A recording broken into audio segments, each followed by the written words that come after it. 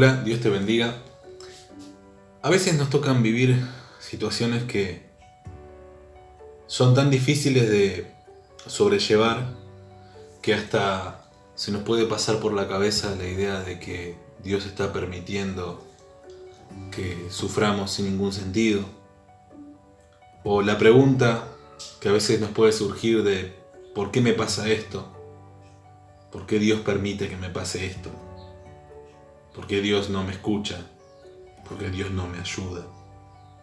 Y sin ninguna intención, por supuesto, de juzgar a quien esté pasando por una situación así, una situación difícil, y a quien por consiguiente le surjan estos cuestionamientos, estos planteos o similares, ¿no?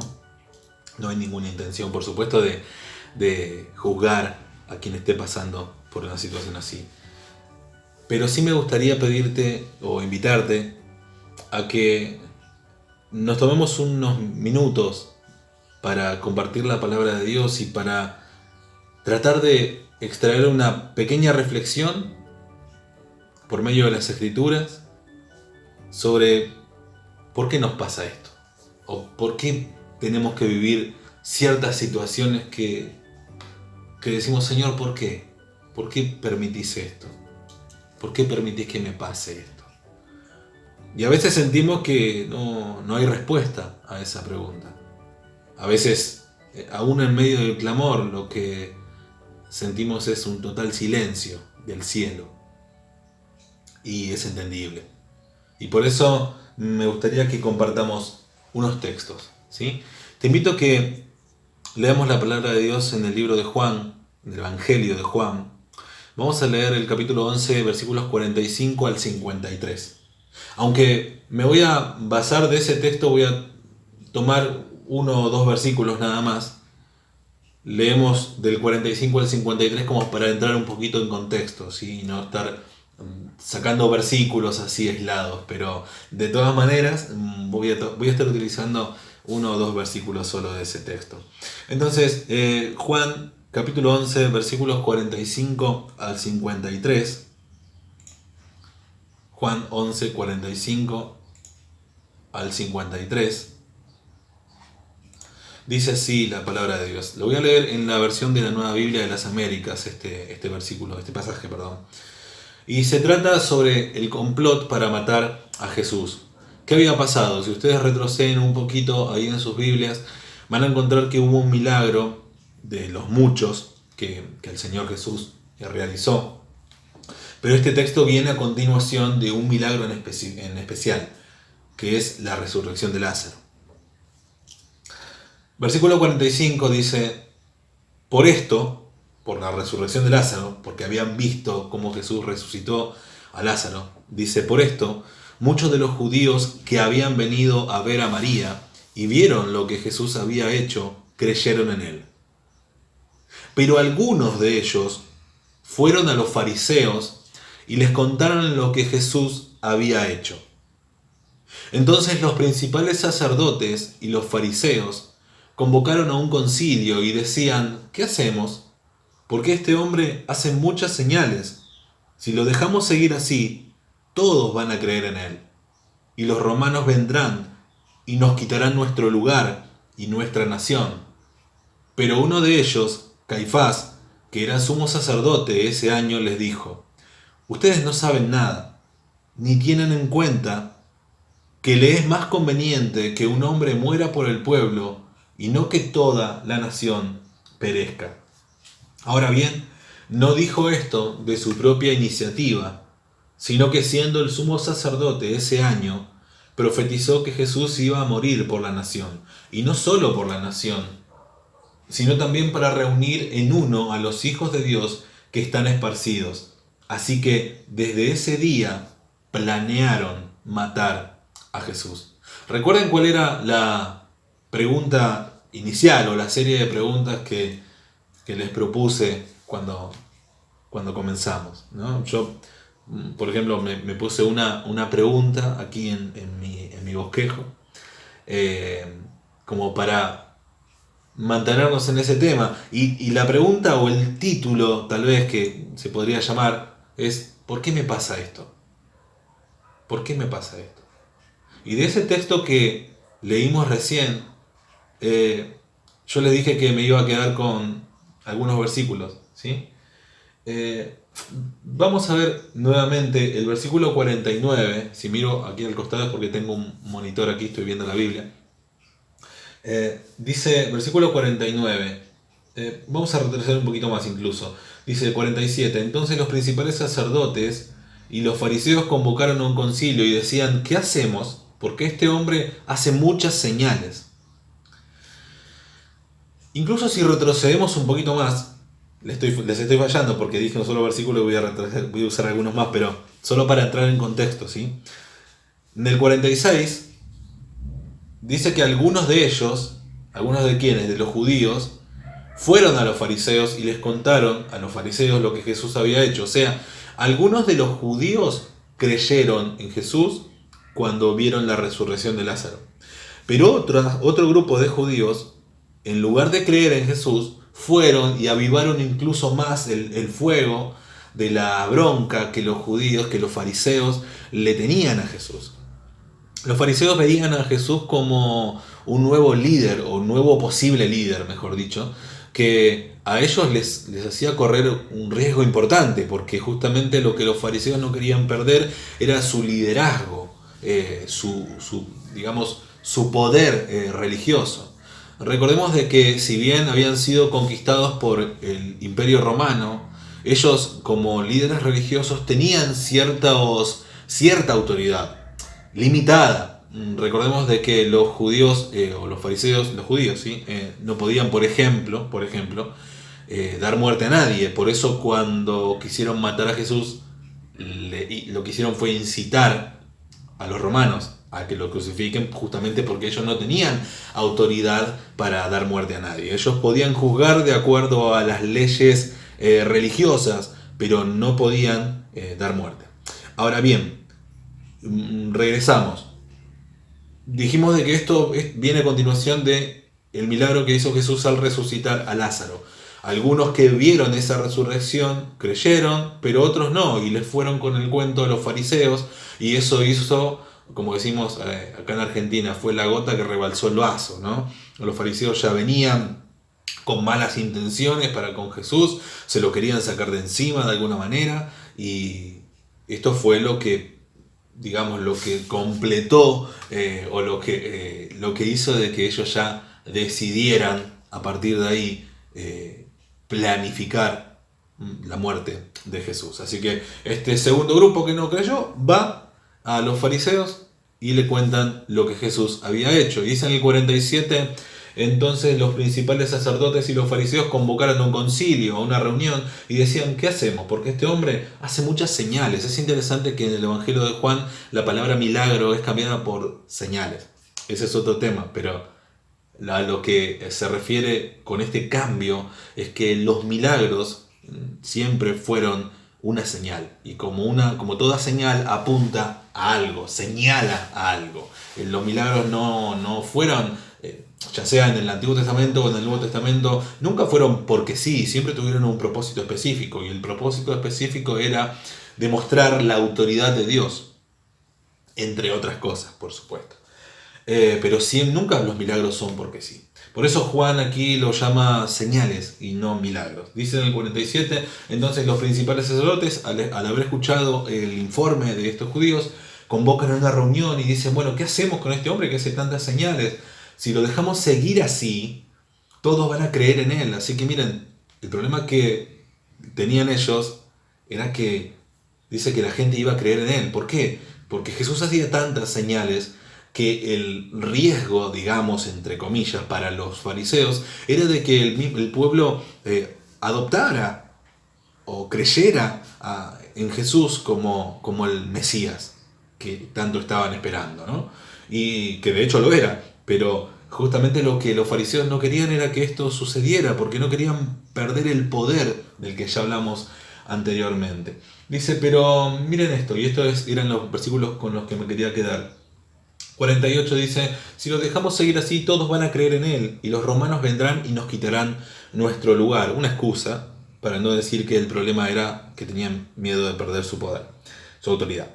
les dijo, ustedes no saben nada. Perdón, en el 49 dice, pero uno de ellos, Caifás, que era sumo sacerdote ese año, les dijo, ustedes no saben nada. Le dice a sus colegas, ¿no? Le dice a los fariseos. Le dice Caifás, ustedes no saben nada, ni tienen en cuenta que le es más conveniente que un hombre muera por el pueblo y no que toda la nación perezca. Dice el 51, ahora bien, no dijo esto de su propia iniciativa, sino que siendo el sumo sacerdote ese año, profetizó que Jesús iba a morir por la nación, y no solo por la nación, sino también para reunir en uno a los hijos de Dios que están esparcidos. Así que desde ese día planearon entre sí matar a Jesús. Y tal vez a esta altura ustedes están diciendo, pero la pregunta inicial no tiene nada que ver con este texto. En realidad sí tiene que ver. Miremos esto. Qué interesante lo que está pasando acá con Caifás en este texto, ¿no? Caifás está queriendo asesinar a Jesús, está queriendo matar a Jesús. Por lo tanto, está tratando de convencer a todos de que es necesario, o mejor dicho, que es conveniente de que este Jesús muera. Tal vez él lo que quería decir era, nos conviene que uno solo muera y no que toda nuestra nación nos sea quitada por los romanos. Vemos lo que dice arriba, si lo dejamos seguir así, todos van a creer en él y los romanos vendrán y nos quitarán nuestro lugar. Entonces, cuando Caifás intenta dar ese mensaje, cuando intenta decirles, mejor que lo matemos, porque si no, la gente lo va a tomar como líder, se va a armar un lío bárbaro y los romanos, que ya no quieren más problemas con nosotros, no judíos, nos van a sacar la poca autoridad que nos dieron. Así que mejor es que matemos a este y no que perdamos todos. Pero claro, algo sucedió. No fue ese el mensaje que Caifás dijo, aunque quería decir ese mensaje. Él dijo esto. Dijo, ustedes no saben nada. Versículo 50. Ni tienen en cuenta que le es más conveniente que un hombre muera por el pueblo y no que toda la nación perezca. Y miren lo que dice el 51. Ahora bien, no dijo esto de su propia iniciativa, sino que siendo el sumo sacerdote ese año, profetizó que Jesús iba a morir por la nación. Y no solo por la nación, no solo por Israel, sino también para reunir en un solo grupo, a los hijos de Dios que están esparcidos, que están por todos lados. Así que desde ese día, ¿qué pasó? Planearon entre sí matar a Jesús. Este fue el momento en el que los judíos planean, bueno, a partir de ahora, ok, hay que matarlo.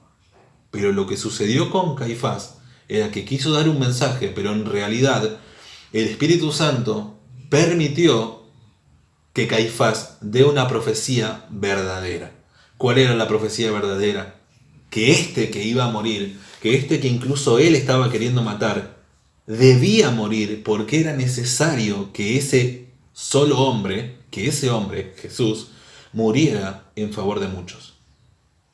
Entonces, sin intención, pero por la gracia y el poder del Espíritu Santo que lo utilizó para dar una verdad, para dar una profecía real, él de alguna manera predicó el Evangelio, porque dio el mensaje del Evangelio.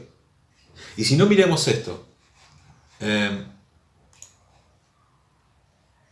Comparemos este texto con, yo se los voy a leer para no ser extenso este video, pero búsquenlo, los invito a que lo busquen y lo lean por su propia cuenta. Comparemos esto que dijo Caifás con Efesios 2, del 13 al 15. Efesios 2, del 13 al 15. Lo voy a leer en la versión de la Biblia de las Américas. Estoy cambiando de versiones porque lo que busco es que sea un mensaje más claro, pero al mismo tiempo que sea una traducción no dinámica, sino una traducción literal, que utilice las palabras lo más cercanas posible o lo más fidedigna posible en los escritos originales. Por eso estas versiones que estoy utilizando son versiones no de traducción dinámica, o sea, no son versiones que mantienen la idea pero cambian las palabras originales, sino que son versiones que mantienen el texto original. Repito esto, comparemos lo que Caifás dijo, lo que Caifás profetizó, con esto que dice Pablo en la carta a los Efesios, capítulo 2, versículo 13 al 15. Dice así: pero ahora en Cristo Jesús, vosotros que en otro tiempo estabais lejos de Dios, habéis sido acercados por la sangre de Cristo, porque Él mismo es nuestra paz. Y miren esto: quien de ambos pueblos hizo uno. ¿A qué se refiere con ambos pueblos? La diferencia étnica se realizaba de esta manera, digamos, se mencionaba, se decía de esta manera: judíos y gentiles. Estaban los judíos y estaban los gentiles. ¿Qué significa la palabra gentil? La palabra gentil significa naciones. Moví la cámara, perdón. La palabra gentil significa naciones. Así que nosotros, para poder entenderlo, podríamos decirlo de esta manera y sería una manera correcta. La palabra gentiles sería extranjeros. Aquellos que no son judíos, que no nacieron en la nación de Israel. Así que cuando aquí Pablo dice: porque Él mismo es nuestra paz, quien de ambos pueblos hizo un solo pueblo, está diciendo exactamente lo mismo que dice la palabra de Dios en muchos lugares, pero exactamente lo mismo que Caifás dijo en esa profecía.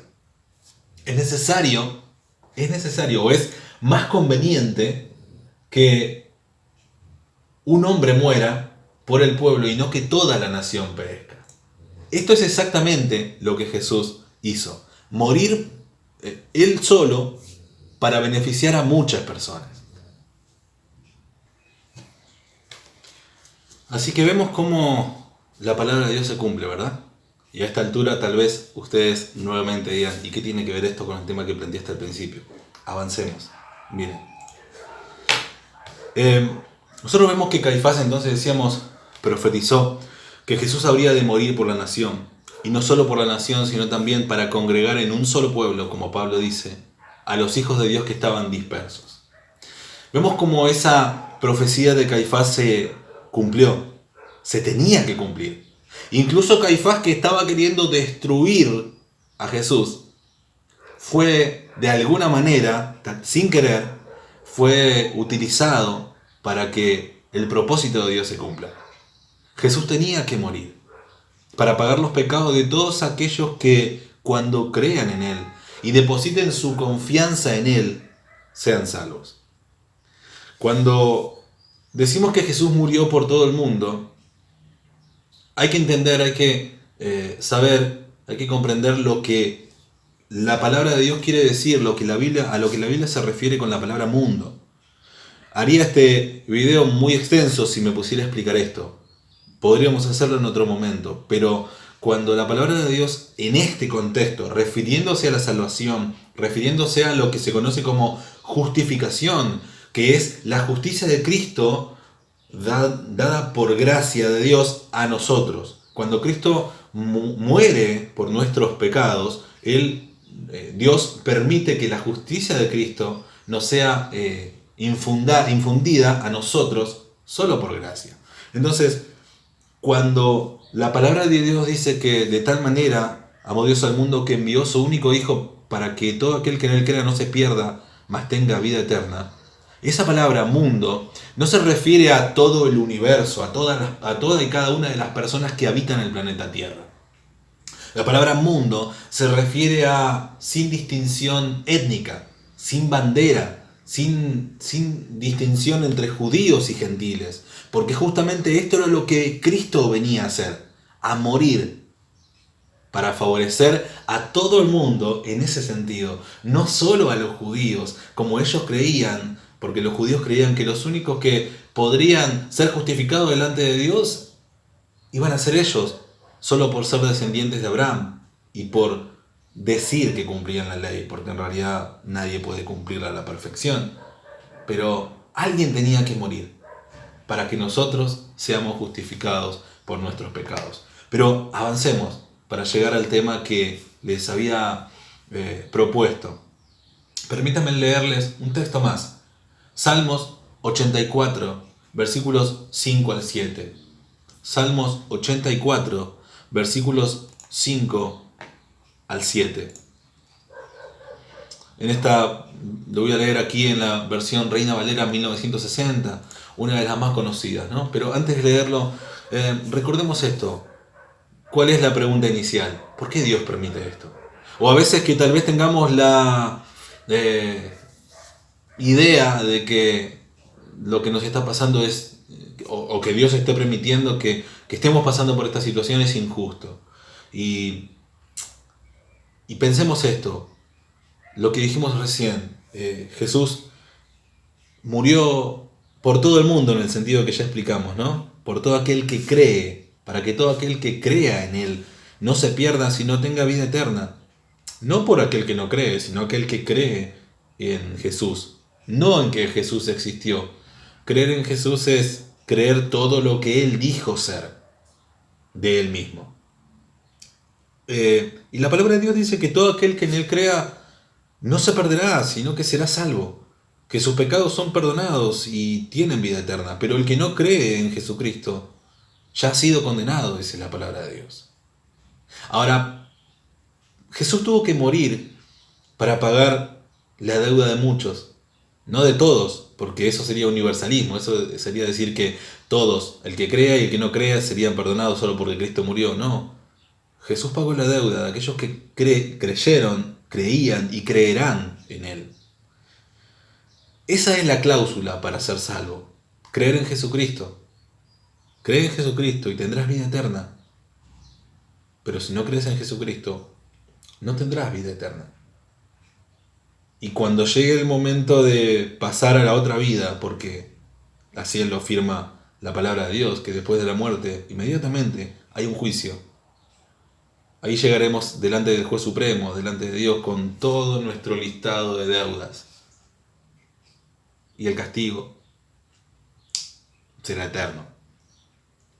Pero aquel que deposita su confianza en Jesucristo, no por obras, solo por fe, solo el que cree de todo corazón en Jesucristo, entonces es salvo, porque ese solo hombre murió para beneficiar a muchos. Ahora, Dios permitió que un inocente, en este caso su Hijo, Jesucristo, pague por nosotros, por aquellos que creemos en Él.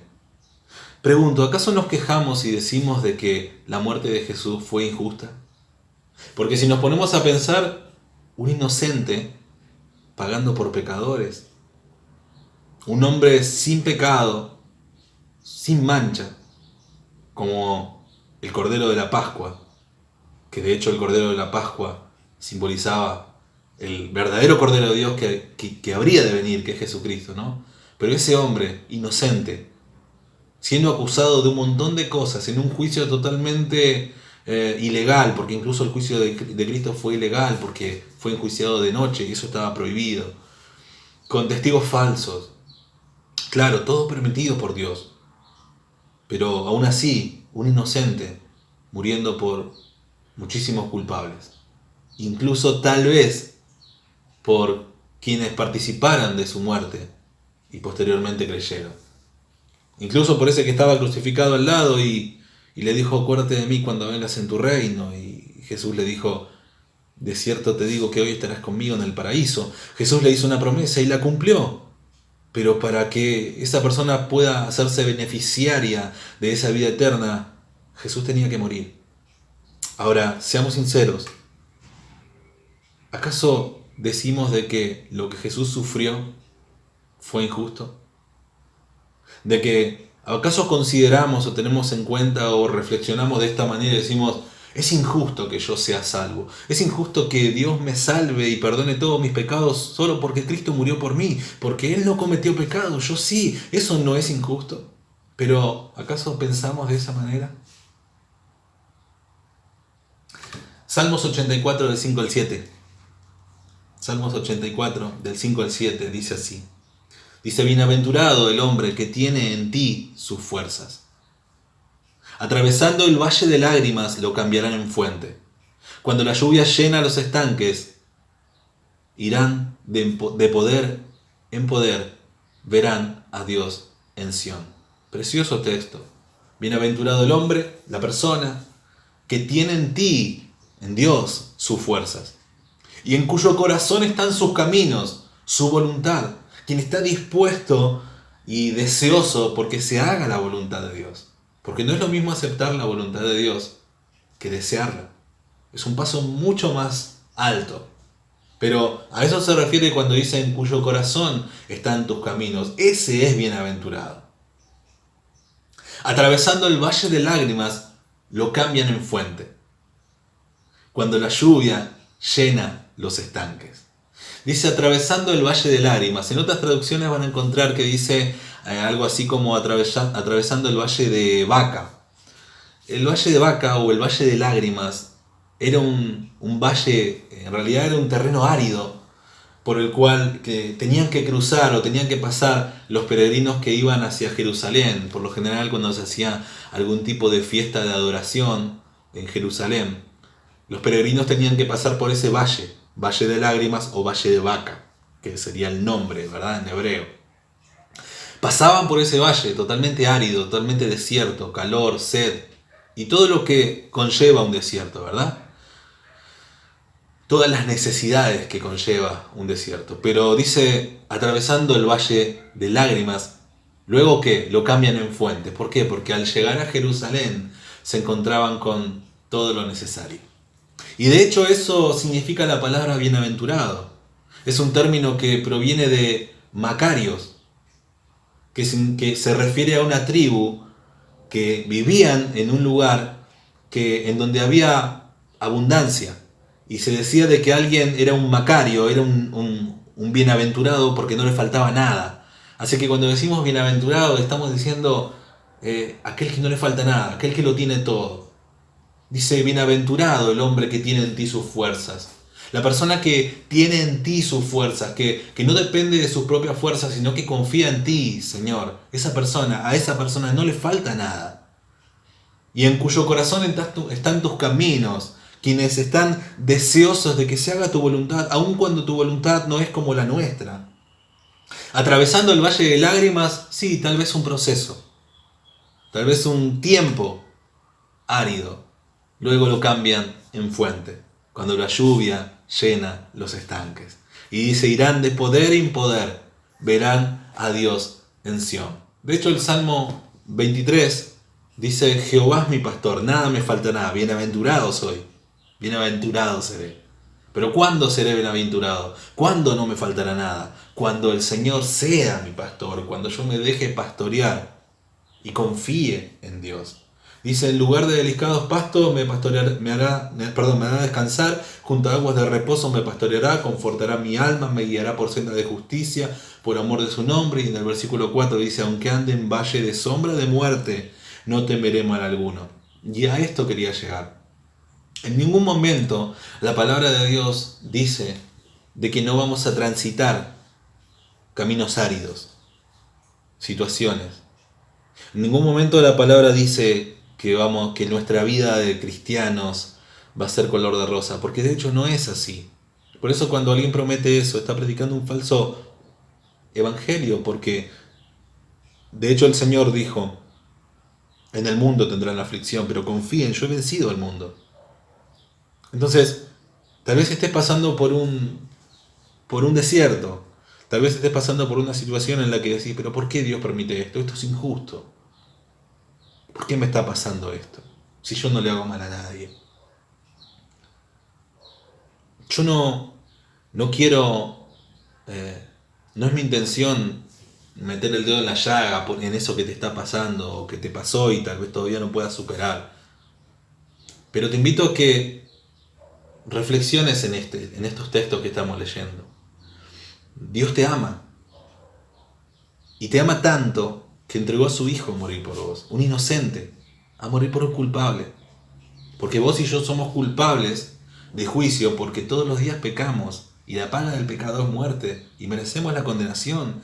Pero Dios permitió que su hijo, totalmente inocente, tuviera que vivir una vida en completa santidad con lo que eso cuesta, ¿verdad? Y llegara a la cruz y muriera para pagar nuestros pecados. Entonces, con Dios, con el trato de Dios, no se trata de pensar o de decir si esto es justo o esto es injusto. Dios es juez Y es el juez supremo. Y lo que Él decida es justo, porque Él establece las verdaderas leyes. Él es el patrón de medición. Él es el ejemplo más puro que hay de la santidad, del amor y también de la justicia. Entonces, nada que Dios permita es injusto. Pero en cuanto a los hijos de Dios, en cuanto a vos que crees en Dios, la palabra de Dios enseña de que sí, es posible que te toque transitar por caminos difíciles. Pero eso no quiere decir de que Dios te dejó de lado. Eso no quiere decir de que Dios no te ama. Eso no quiere decir de que Dios te abandonó y ahora te dejó librado tu suerte y que te pase lo que te pase, a Dios no le importa. Eso no quiere decir eso. Dios está con vos. Dios te ama. Todos podemos pasar por un momento difícil, pero quienes tienen temor a Dios, y no digo miedo, digo temor, que es un respeto basado en el amor, basado en entender quién es Dios. Quienes ponen su confianza en Él, según lo que enseña el Salmo 84 que leímos recién, no estará solo. Eso es lo que la palabra de Dios promete, eso es lo que Dios promete. Puede que te esté tocando pasar en este momento por una situación difícil, por un desierto, pero no estás solo. No estás sola. Esa es la diferencia entre aquel que cree en Dios y el que no cree en Dios. Ambos, durante la vida, les tocará pasar por situaciones difíciles. Divorcios, tal vez, enfermedades.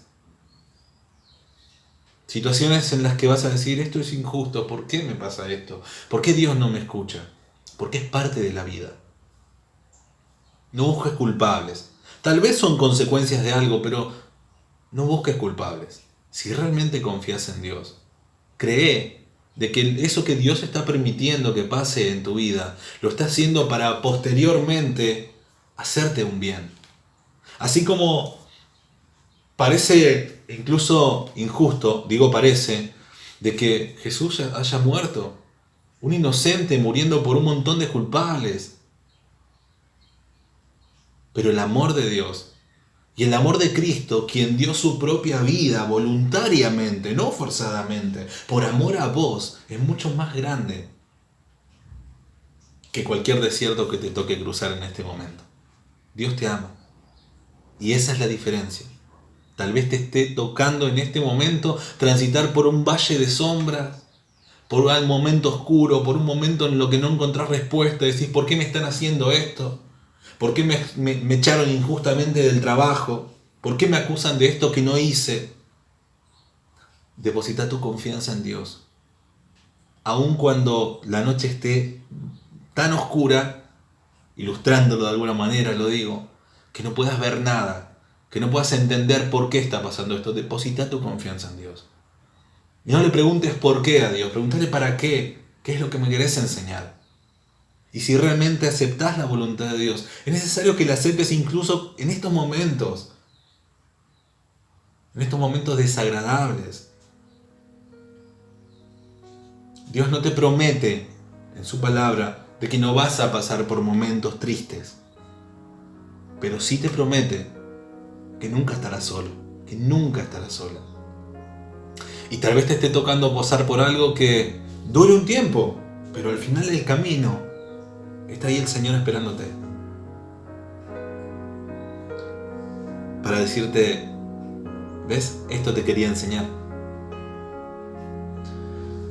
No debemos olvidar que parte de confiar en Dios es recordar que muchas veces Dios permite que pasemos por momentos difíciles para hacernos un bien. En el momento triste necesitamos recordar cuántas veces Dios nos ha hecho bien. Eso puede convertir nuestra tristeza en agradecimiento y confianza. Déjame que te repita esto. En el momento triste necesitamos recordar cuántas veces Dios nos hizo bien. ¿Por qué? Porque en los momentos tristes, ahora que vamos a suponerlo, que estamos pasando por este momento tan duro, lo primero que pasa es que nos olvidamos los momentos lindos. Es que nos olvidamos todas las bendiciones que Dios nos da. ¿Por qué? Porque el momento es tan duro que automáticamente lo único que tenemos en nuestra mente es lo que estamos viviendo ahora. Entonces, te invito a esto, a que en este momento que estás pasando por esa situación, o tal vez ya pasó, pero todavía no la pudiste superar, haz este ejercicio. Necesitas recordar cuántas veces Dios te demostró su amor, empezando por lo que Cristo hizo en la cruz, pero también por todas las cosas que Dios te da en el día a día, por todos esos momentos lindos que Dios te permitió disfrutar y si es su voluntad te permitirá seguir disfrutando.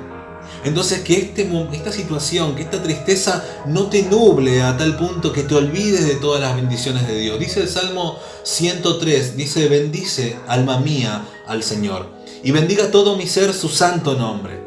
Bendice, alma mía, al Señor, dice el salmista, y no olvides ninguno de sus beneficios.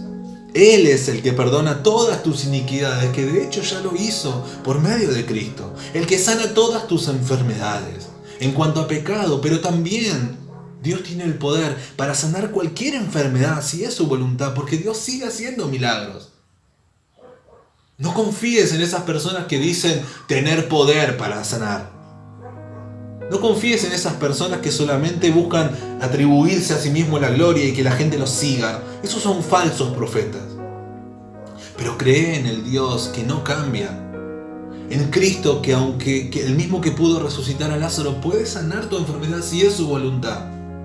Puede hacerlo. Pero no dejes de recordar, aún en esta situación, las bondades, las misericordias de Dios. Esas cosas buenas que Dios te permitió vivir hasta ahora. Dice el versículo 3 del Salmo 103, y voy cerrando con esto: Él es el que perdona todas tus iniquidades, el que sana todas tus enfermedades, el que rescata de la fosa tu vida, el que te corona de bondad y compasión, el que rescata de la fosa tu vida, aún tal vez cuando dijiste yo ya no tengo solución. ¿Sabes cuántas personas hay dando vueltas? Lo digo en el buen sentido, que su vida era un desastre, un completo desastre, que no tenían chance de nada y Dios los sacó como si fuera de una tumba y les cambió la vida por completo, ya sea sanando una enfermedad o reparando su familia o quitando un vicio, porque Dios sigue haciendo eso. Y es necesario que recuerdes eso. Es necesario en este momento que te está tocando vivir, que te rodees de personas que te puedan brindar palabra de Dios, que te puedan hablar de Dios. Y no estoy hablando de positivismo y negativismo, pero es necesario en este momento que te aferres de Dios más que nunca, ya sea para superar eso que todavía no podés superar. Aunque haya pasado esa situación, todavía seguís anclado o anclada a esa situación y seguís sufriendo por eso. Tal vez una falta de perdón, o no sé lo que te pasó. O tal vez por esto que en este momento te está tocando pasar. No estás solo, no estás sola. Dios conoce tu dolor y está a tu lado y no te va a soltar, porque si fue capaz de entregar lo más precioso que tenía, que es su Hijo Jesucristo, a sufrir y a morir por vos, ¿cómo no te va a acompañar en este momento? Dice el versículo 5 del Salmo 103: el que colma de bienes tus años, para que tu juventud se renueve como el águila. ¿Saben? No me quiero poner a llenar esto con ilustraciones, pero ya que menciona la palabra águila, les dejo algo para que averigüen. ¿Cómo hace el águila cuando se lastima el pico? Cuando ya no puede cazar porque su pico se rompió. Tiene dos opciones: o se termina de romper el pico contra la roca, con todo el dolor que eso le causa, para que su pico sane, o se muere de hambre por no poder comer. Dios es el que colma de bienes tus años, para que tu juventud se renueve como el águila. Isaías 55, el 8 al 9 dice: porque mis pensamientos no son vuestros pensamientos, ni vuestros caminos mis caminos, dice el Señor. Como son más altos los cielos que la tierra, así son mis caminos más altos que vuestros caminos, y mis pensamientos más que vuestros pensamientos. Permitime traducirte esto así, simple, sencillo. Nosotros no tenemos la capacidad de conocer el futuro, entre otras cosas. Dios sí, porque Dios es omnisciente, Dios es omnipresente y Dios es eterno, no está limitado por los tiempos. Entonces tal vez vos estás viendo en este momento lo que te está tocando vivir y estás sufriendo por eso, y es entendible. Por supuesto que es entendible, y no es mi intención disminuir o desvalorizar lo que te está pasando. Por supuesto que no. Lo que estás sufriendo solamente vos lo podés entender. Y alguien más, Dios. Y Él te promete que aunque pases por un valle de sombra, no estarás solo. Que aunque pases por un desierto, llegarás a donde están las aguas. No te va a dejar solo. En el mundo tendrás aflicción, dijo el Señor, pero confía, no he vencido el mundo, pero sus pensamientos, los pensamientos de Dios son muy diferentes a los nuestros. Él no tiene límite. Entonces, no sigas creyendo de que Dios te abandonó. No sigas creyendo de que este sufrimiento o esta situación que te está tocando vivir lo vas a tener que enfrentar solo o sola. Eso depende de vos, por supuesto. Pero deposita tu confianza en Dios. Porque su palabra promete que no vas a estar solo, que no vas a estar sola. Aunque no lo entendamos, confiemos. Dios es bueno y eternamente fiel. Eso es lo que quería compartirte en el día de hoy. Y por supuesto, invitarte de que si aún no has escuchado el Evangelio, si aún no has escuchado hablar de Jesucristo, o si escuchaste hablar pero no lo suficiente como para saber de qué se trata, qué hizo, o si tal vez estás apartado o apartada de la fe por alguna situación, porque a veces las personas fallan y nosotros nos enojamos con Dios y creemos de que eso es Dios, y no, esas son las personas. Dios no falla. Te invito a que te tomes un momento donde puedas, un momento, y ores como puedas. No se trata de hacer una oración recontra prolija, se trata de hablar con el corazón y pedirle a Dios que te permita creer en Jesucristo, que te permita conocer a Jesucristo. Y si estás alejado, tal vez este es el momento. Y si estás alejado o alejada de Dios desde hace tiempo y solamente sos cristiano de palabras, y lo digo con mucho respeto, no es mi intención agredir, pero vos te das cuenta de que sos cristiano o cristiana, pero no, tu vida no lo refleja. Tal vez desde hace mucho tiempo tu vida no refleja lo que la vida de un cristiano debe reflejar, aunque nadie es perfecto, por supuesto.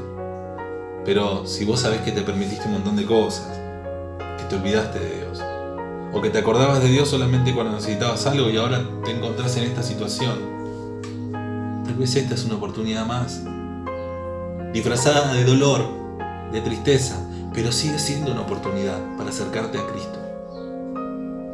No estás solo, no estás sola, no bajes los brazos. Jesús te ama. Dios te bendiga. Te invito a que hagamos una oración cortita para cerrar, porque tal vez a alguien le pueda servir que oremos juntos, ¿sí? Señor, Padre bueno, Padre amado, en el nombre de Jesús, te doy gracias porque tu voluntad siempre es perfecta y por eso te rogamos que se haga tu voluntad.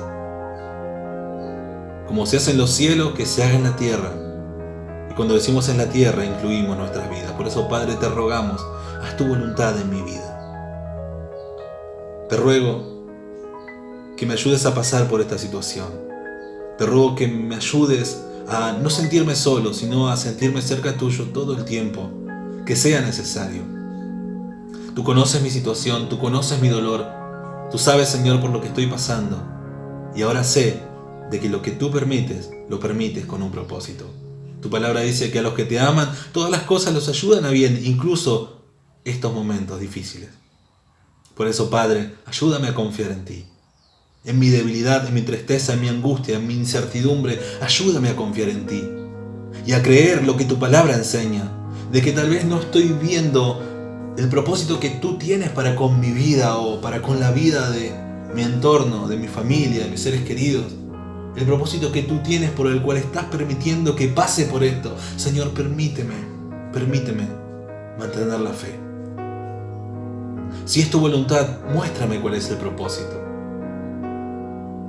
Pero aún así te pido, manténme manténme cerca tuyo. Padre, te pido por todos aquellos que están pasando por una situación difícil, no sé cuál sea, pero te ruego, Padre, te ruego que no les falte tu presencia, que no les falte tu amor. Te damos gracias por todo. En el nombre de Jesús.